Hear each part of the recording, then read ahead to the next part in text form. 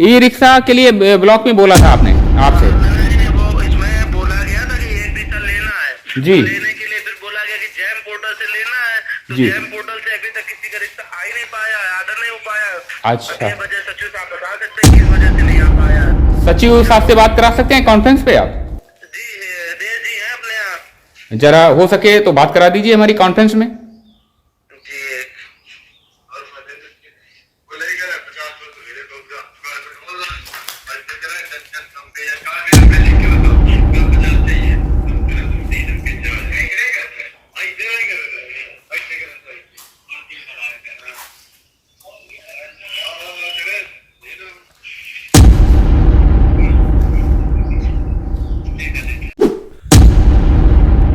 तो दोस्तों ये कानपुर एक कल्याणपुर से जो स्टेट हाईवे आया हुआ है और ये शिवली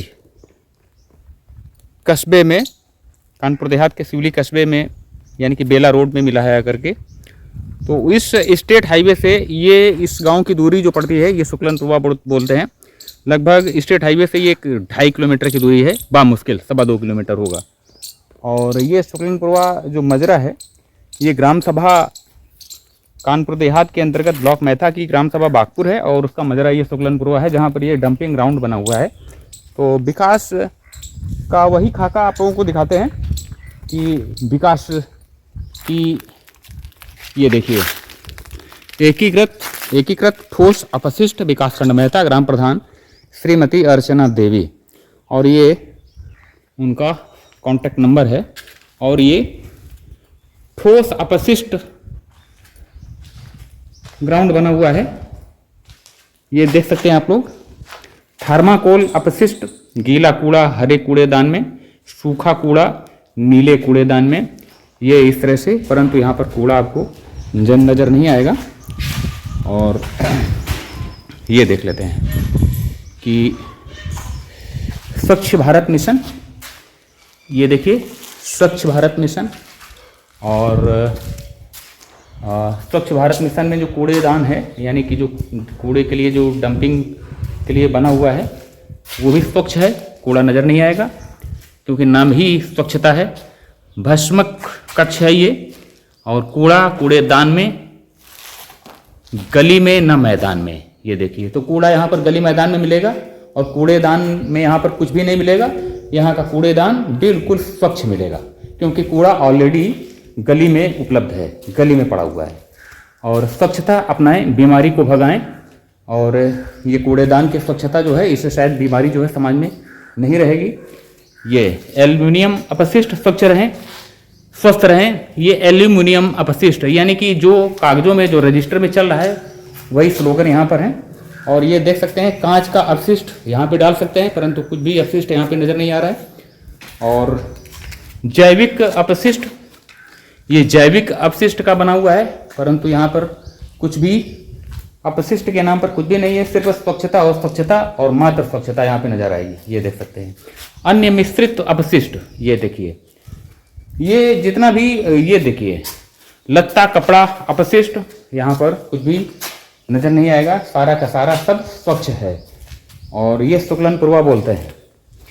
तो इस तरह से देख सकते हैं, ये भी कागज अपशिष्ट तमाम तरह की चीज़ें जो हैं ये यहाँ पे स्लोगन जो है और इस तरह से चल रहा है। और अभी कोशिश करेंगे, एक प्रयास करेंगे जहाँ गांव के प्रधान जी, ये कार्यालय है और ये कार्यालय है, ये देख सकते हैं, ये कार्यालय है ना। यहाँ कार्यालय में कोई बैठने वाला है और कार्यालय के नाम पर यहाँ पर कुछ भी नहीं है। ये पूरी तरह से सरकारी पैसे का, या यूं कहें कि जनता के पैसे का, जो एक तरह से जो बार बार कंटेंट में कहते हैं कि बंदर बांट होता है।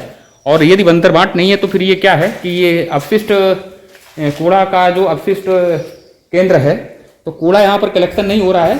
तो ये किस लिए बना? ये सफेद, ये मात्र और मात्र कागज भरने के लिए बना हुआ है।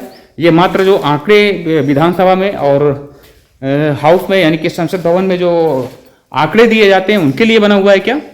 और यदि ऐसा नहीं है तो इस ऐसे जो सरकारी योजनाएं हैं, ऐसे जो सरकारी केंद्र बनते हैं, ऐसे जो जन सुविधा के जो केंद्र बनते हैं, उनका हश्र क्या होता है ये आप लोगों के सामने है। ये प्रधान जी जो हैं, प्रधान हैं, उनसे बात करने की कोशिश करते हैं। 63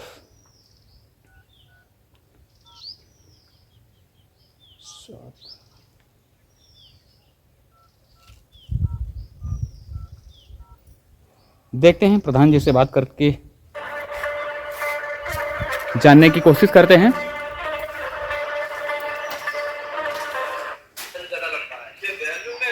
हेलो हेलो जी, प्रधान जी बोल रहे हैं, नमस्कार। अरे ये जो शुक्लनपुरा में एक अपशिष्ट केंद्र जो बना है आपका कूड़े का, इसमें कूड़े का कलेक्शन तो हो नहीं रहा है। क्या जी भैया? कूड़े का कलेक्शन यहाँ पर हो रहा है क्या, जो केंद्र बना हुआ है?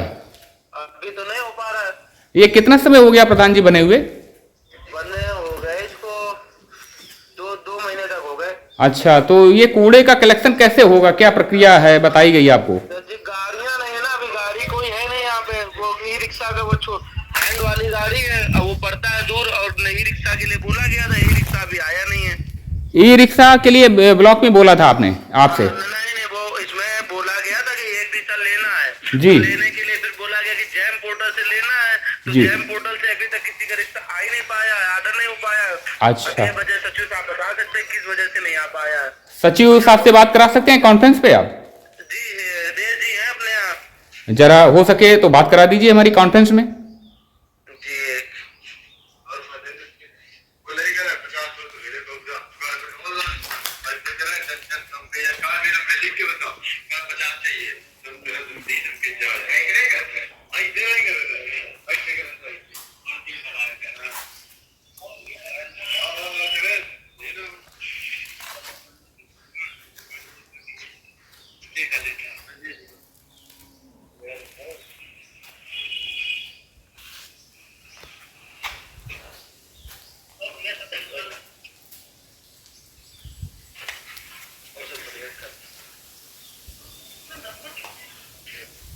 आप जिस व्यक्ति से बात कर रहे हैं उन्होंने आपके कॉल को होल्ड पर रखा है। तो कृपया लाइन पर बने रहिए। ये प्रधान जी ने होल्ड पे रखा है फोन, और सचिव साहब से वो बात कराने जा रहे हैं कॉन्फ्रेंस से। आप जिस व्यक्ति से बात कर रहे हैं ग्राम सभा बागपुर है, जनपद कानपुर देहात। कृपया लाइन पर तो बने रहिए। ये सचिव साहब से बात करते हैं कि क्या जवाब देते हैं वो।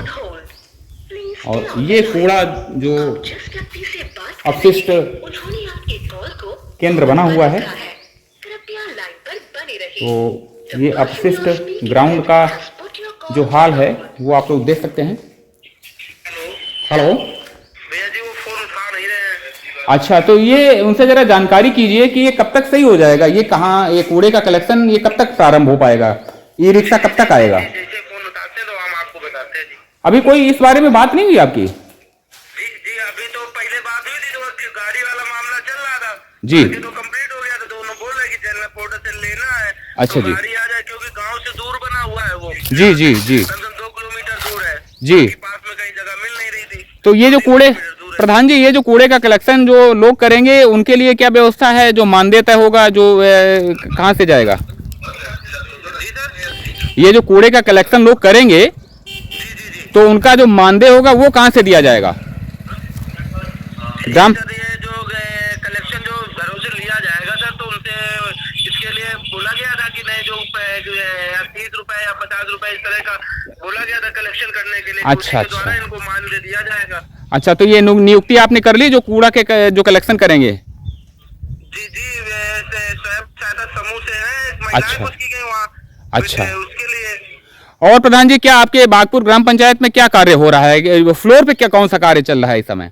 जी सर। आपके ग्राम सभा में कौन सा काम जो है वो फ्लोर पे चल रहा है, फील्ड में चल रहा है वर्तमान में? वर्तमान में सर ये SLWM से जो नालियां बन रही हैं। जी। और सर ये अमृत सरोवर का काम चल रहा है। जी जी। जी सर। अच्छा, अमृत सरोवर में कौन सा तालाब आपने सही कराया है प्रधान जी? ये सर मैंने काम चल रहा है। पहले सर ये क्षेत्र पंचायत से था, फिर इसको कन्वर्ट करके फिर हमको ग्राम पंचायत में दिया गया, तो इसमें चालू हो अच्छा। गया। ये है हमारे ढाकन प्रवाह, यहाँ से लमसम एक मजरा पड़ता है ढाकन प्रवाह जी। दौरा, जी। उसके बीच में है कंकड़िया तालाब, वो लिया गया सर। और आपकी ग्राम सभा में प्रधान जी 12 है जो छोटे छोटे पूर्वे हैं, जो कि उत्तर प्रदेश में लगभग 42,000 हैं, तो आपके गांव में 12 हैं, करीब 11 है। तो लिखित में सर 10 है, बाकी वैसे 12 है सर। 12 है। ये शुक्लनपुरवा क्या बोलते हैं, शुक्लापुर बोलते हैं। तो ये प्रधान जी, ये आपके गांव सभा में आता है, तो यहाँ पे बड़ा पिछड़ा गांव है जी सर। ये बहुत पिछड़ा गांव है आपका, जो शुक्लनपुरवा बोलते हैं, जो मजरा है आपके गांव सभा का। जी। इसमें जो वृद्धावस्था पेंशन है, लगभग कितने लोगों को दिया गया होगा, एक आइडिया बताइए थोड़ा सा। अरे सर, ये लमसम अभी इधर कुछ ऑनलाइन कराई गई है। कुछ मतलब कितना, 10, 20, 50? उसमें आने में क्या हुआ कि अपने केवाईसी वगैरह इन लोगों ने नहीं कराई है, तो केवाईसी की वजह से ये लोग, इनकी कुछ लोगों की बंद हो गई है, तो दोबारा पंचायत भवन से लोगों का केवाईसी करवाई गई है। लगभग कितने लोगों का एक मोटा आइडिया आपसे ले रहे हैं, हम गांव वगैरह में थोड़ा जाते हैं, हम लगभग 50 गांव का ब्यौरा आपको थोड़ा थोड़ा दे सकते हैं। आपसे हम पूछ रहे हैं कि लगभग शुक्लापुरवा जो बोलते हैं ये, इस गांव में वृद्धावस्था पेंशन और किसान निधि जो होती है, एक औसत बताइए कि एवरेज बता रहे हैं, आपसे पूछ रहे हैं हम, एक आइडिया। आइडिया लमसम ये है कि वृद्धा पेंशन तो 10 से 15 लोगों को हो गए जी। 20-25 लोगों का किसान पीएम किसान का आता है। देख लीजिए और कैंप लगवाइए प्रधान जी, आप तो सक्षम हैं और पढ़े लिखे भी हैं, जी सर। तो एडीओ पंचायत वगैरह को बताइए। और यहाँ पे सचिव आकर के, यहाँ पे सचिव यहाँ पे भ्रमण करते हैं कभी? जी आते हैं सर। चलिए ठीक है प्रधान जी, अविनाश वाजपेयी ऑफिशियल सर्च कीजिएगा गूगल पे, जी सर। हमारा परिचय भी हो जाएगा। जी। और ये थोड़ा सा काम बेहतरीन तरीके से और भी बढ़िया तरीके से कराएं। जी सर। ओके, नमस्कार।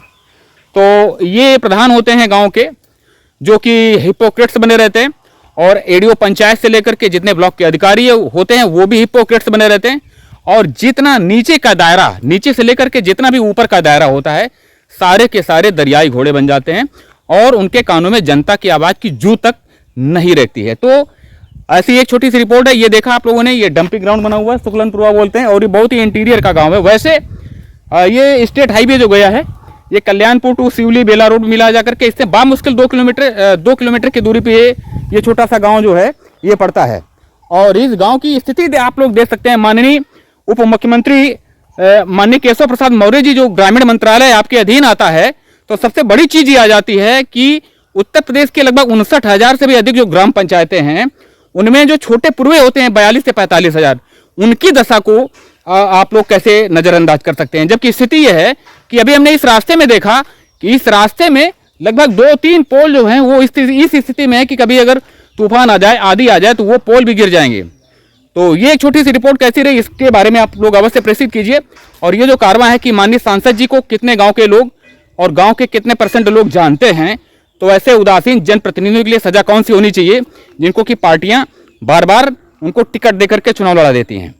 तो इसके बारे में आप लोग विचार कीजिए और अपना जो कारवां है वो थोड़ा सा आगे बढ़ता है।